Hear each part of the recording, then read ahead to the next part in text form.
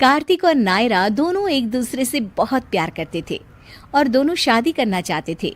लेकिन नायरा के घर वालों की कुछ ऐसी शर्तें होती हैं कि जिसे पूरा करते करते कार्तिक को उसकी नानी याद आ जाती है।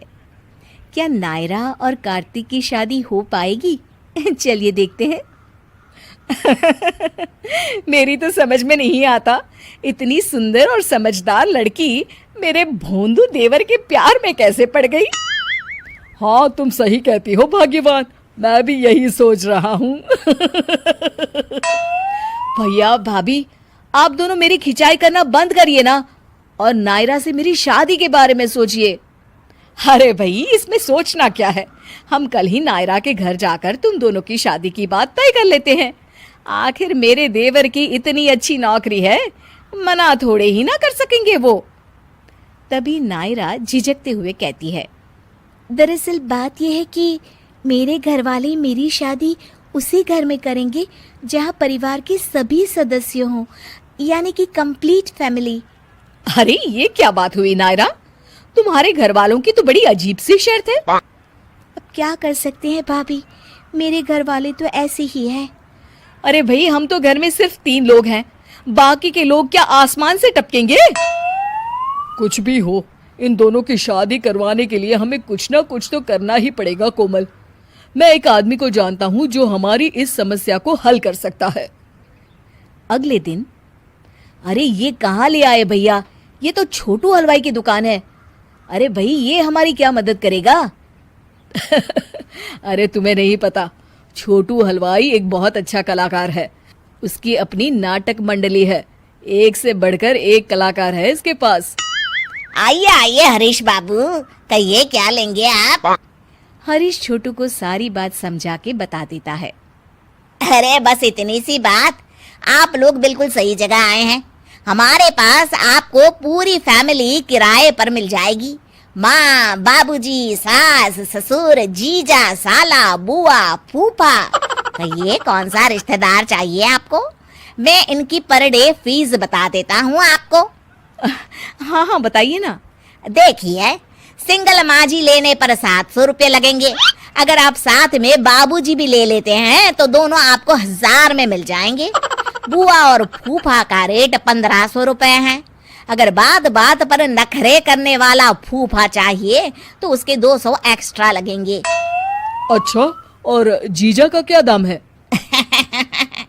देखिए जी, जीजा के थोड़े पैसे ना ज्यादा लगेंगे, 2000 रुपए। अब हमें माँ, बाबूजी, एक जीजा और एक बुआ किराए पर चाहिए। और इतने सारे रिश्तेदार लेने पर कुछ डिस्काउंट तो मिलेगा ना? अरे हाँ हाँ, जरूर डिस्काउंट मिलेगा, घबराइए मत। इस तरह वे लोग नकली रिश्तेदारों का इंतजाम कर नायरा के घर वालों से मिलते हैं। अरे वाह कार्तिक, तुम्हारा परिवार तो काफी बड़ा है। जी हाँ, बड़ा भी और साथ ही महंगा भी। क्या मतलब? कुछ नहीं। अच्छा, आप लोग चाय पीजिए, लीजिए फूफा जी। अरे ये क्या, सिर्फ चाय और बिस्कुट, समोसे और गुलाब जामुन कहाँ है? ये तो मेरी सरासर बेइज्जती है, मैं यहाँ 1 मिनट भी नहीं रुकूंगा। अरे ये क्या कर रहे हो बंसीलाल, इतनी ओवर एक्टिंग मत करो, कहीं इन लोगों को शक हो गया तो हमारा भांडा फूट जाएगा। शांति से चुपचाप बैठो, वरना छोटू हलवाई से तुम्हारी शिकायत कर दूंगा। फिर थोड़ी देर के बाद कार्तिक और नायरा की सगाई कर दी जाती है। सब कुछ हंसी खुशी निपट जाता है। कुछ दिनों बाद नायरा के परिवार वाले कार्तिक के घर पहुंचते हैं। अरे आप सब अचानक यहाँ, आइए बैठिए। हम तो बैठेंगे ही, लेकिन आज आपका घर इतना सुनसान क्यों लग रहा है, बताएंगी?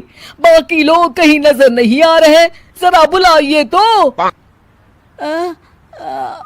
अभी तो यहाँ कोई नहीं है। क्या हुआ, आज कल्लू हलवाई ने उन्हें छुट्टी नहीं दी क्या? जी वो, अरे इस तरह हकलाने से कोई फायदा नहीं, हमें सब पता चल गया है। आपके सभी रिश्तेदार छोटू हलवाई के यहाँ नौटंकी में काम करते हैं। अरे मेरी बात तो सुनिए मामा जी। और अब सुनने सुनाने के लिए बचा ही क्या है? अरे आप खड़े खड़े क्या सोच रहे हैं जीजा जी? इन लोगों ने हमारे साथ धोखा किया है। देखिए, हमने ये सब इसलिए किया ताकि कार्तिक और नायरा की शादी हो सके। अरे जितनी चाहे सफाई दे दो, लेकिन अब कोई फायदा नहीं होगा।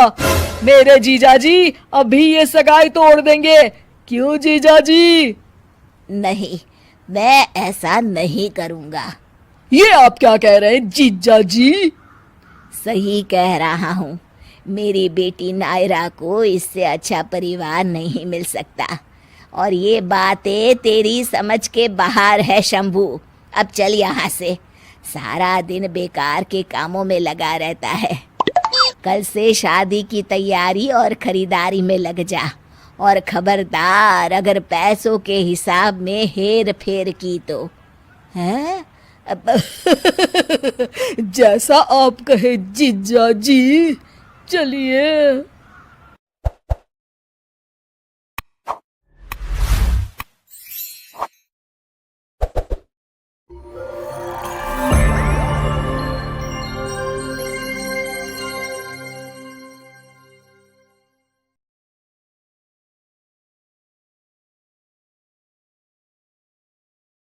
जादू टोना जैसी चीजें खतरनाक है, लेकिन जब उनका प्रयोग एक बहू के हाथों होता है तो वो कितनी मजेदार हो जाती है, खुद देखिए। रामगढ़ गांव में सुधा रहती थी। सुधा की सास उससे बड़ा काम कराती, तो पति ऐसा जो ना कभी घुमाने ले जाता और ना ही कभी कोई तोहफा लाता। बेचारी इस बात से हमेशा दुखी रहती, लेकिन एक दिन उसकी जिंदगी बदल जाती है। अरे सुधा, सारा दिन न जाने क्या क्या सपने देखती रहती है। जाकर कुछ बढ़िया सा खाना बना कर ले आ। सपना ना देखो तो क्या करूं? मेरे तो कर्म ही फूट गए जो ऐसे घर में शादी हो गई। इससे अच्छा तो माँ जी कोई फुल टाइम मेड ही रख लेते। ओहो, बढ़िया ही फुल टाइम मेड रखने वाली। मेरे बेटे के लिए तो विलायत से रिश्ते आ रहे थे। वो तो तेरे पापा ने तेरी इतनी झूठी तारीफ कर दी कि हमारा तो मन ही पिघल गया। अच्छा, विदेश से रिश्ते? वाह माँ जी वाह। अरे भगवान से तो डरिए, विलायती बहू लाकर क्या गाय का गोबर लिपवाती? बहू बहू होती है ना, वो देशी होती है ना विलायती। बहू का काम सिर्फ सास की सेवा और घर का काम होता है। और सुन, तुझे मैं क्यों बताऊं कि मैं क्या करती? जाकर घर का काम कर। सुधा मन महसूस कर वहां से चली जाती है। शाम को सुधा का पति जल्दी घर आता है, जिसे देख सुधा खुश हो जाती है। जी, आ गए आप? जरूर मुझे कहीं घुमाने ले जाने का प्लान होगा आपका। सब समझती हूँ मैं।